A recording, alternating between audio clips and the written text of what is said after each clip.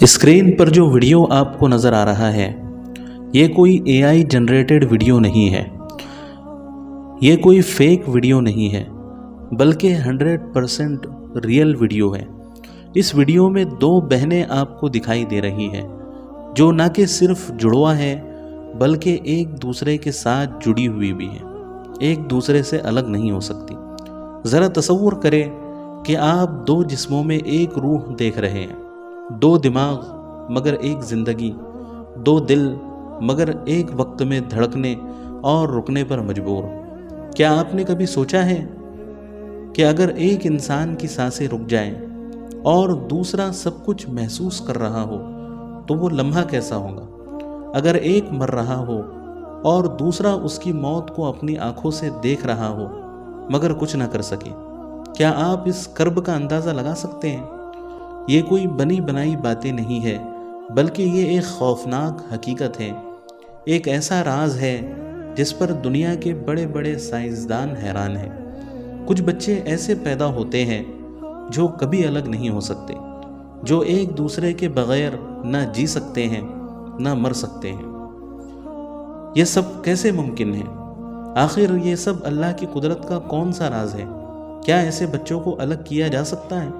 اگر ایک بیمار ہو جائے تو کیا دوسرا بچ سکتا ہے؟ اور سب سے بھیانک سوال یہ ہے کہ اگر ایک کی موت ہو جائے تو دوسرا کیا کرے گا؟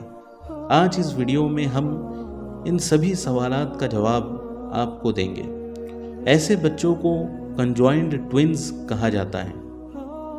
یہ سب ماں کے پیٹ میں ہی شروع ہو جاتا ہے، جب ایک زائگوٹ یعنی پہلا سیل جس سے زندگی کا آغاز ہوتا ہے پوری طرح تقسیم نہیں ہوتا تو دو بچے ایک ساتھ جڑ کر پروان چڑھتے ہیں، کبھی سر سے، کبھی سینے سے، کبھی پیٹ سے اور کبھی ریڑھ کی ہڈی سے ایک دوسرے کے ساتھ جڑے ہوئے ہوتے ہیں۔ یہ کوئی عام واقعہ نہیں ہوتا، بلکہ ہر 2 لاکھ بچوں میں سے صرف ایک جوڑا ایسا پیدا ہوتا ہے جو آپس میں ایک دوسرے کے ساتھ بندھا ہوا ہوتا ہے۔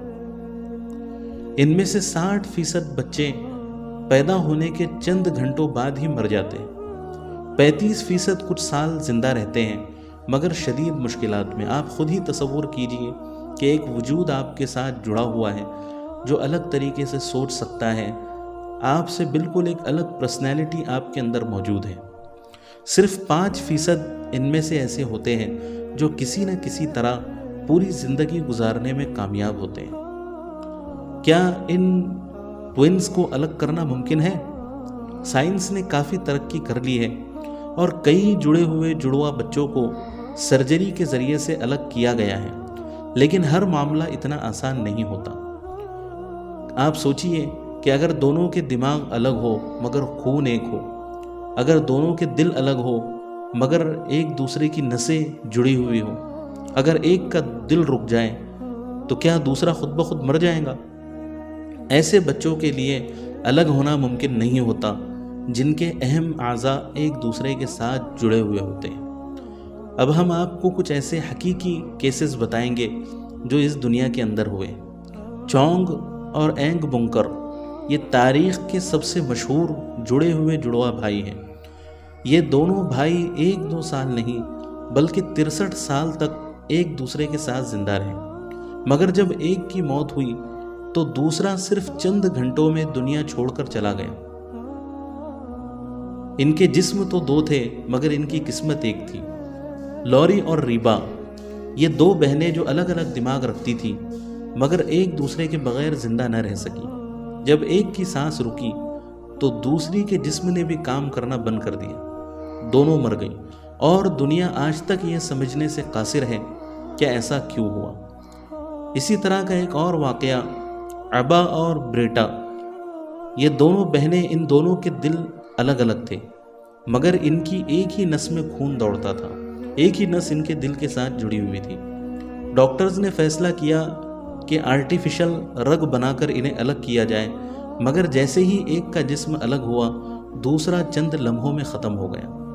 محترم ناظرین، یہ اللہ رب العزت کی طرف سے نعوذ باللہ ہونے والی کوئی غلطی نہیں ہے۔ اللہ تعالیٰ ہر عیب سے پاک ہے۔ اللہ تعالیٰ جب اس طرح کے معاملات دنیا میں وجود بخشتے ہیں تو اس کے پیچھے اللہ تعالیٰ کی کئی حکمتیں پوشیدہ ہوتی ہیں۔ ایک حکمت تو اللہ تعالیٰ کی یہ ہو سکتی ہے کہ اللہ تعالیٰ ان بچوں کو امتحان میں اس طریقے سے مبتلا کرنا چاہتے ہیں۔ یہ ان کے لیے ایک آزمائش ہوتی ہے، ان کے لیے بھی اور ان کے ماں باپ کے لیے بھی اور ان کے رشتہ داروں کے لیے بھی۔ اور کبھی کبھی اللہ تعالیٰ ایسے واقعات دکھا کر انسان کو بتانا چاہتے ہیں کہ ہم تمہیں صحیح سلامت پیدا کرنے پر قادر ہے تو تمہیں بگاڑ کر پیدا کرنے پر بھی قادر ہے۔ یہ اللہ کی قدرت ہے، اللہ جس کو چاہے جیسے پیدا کرے، جس کی تخلیق چاہے جیسے کرے۔ آخر میں بس آپ سے اتنی ہی گزارش ہے کہ اس اہم ترین اور حیرت انگیز معلومات کو اپنے سبھی دوستوں کے ساتھ اور قریبی لوگوں کے ساتھ ضرور شیئر کیجیے، اور اپنے جسم کے صحیح سلامت ہونے پر اللہ کا شکر ادا کیجیے، اور اس ویڈیو کو لائک کیجیے اور چینل کو سبسکرائب کرنا نہ بھولیے۔ السلام علیکم ورحمۃ اللہ وبرکاتہ۔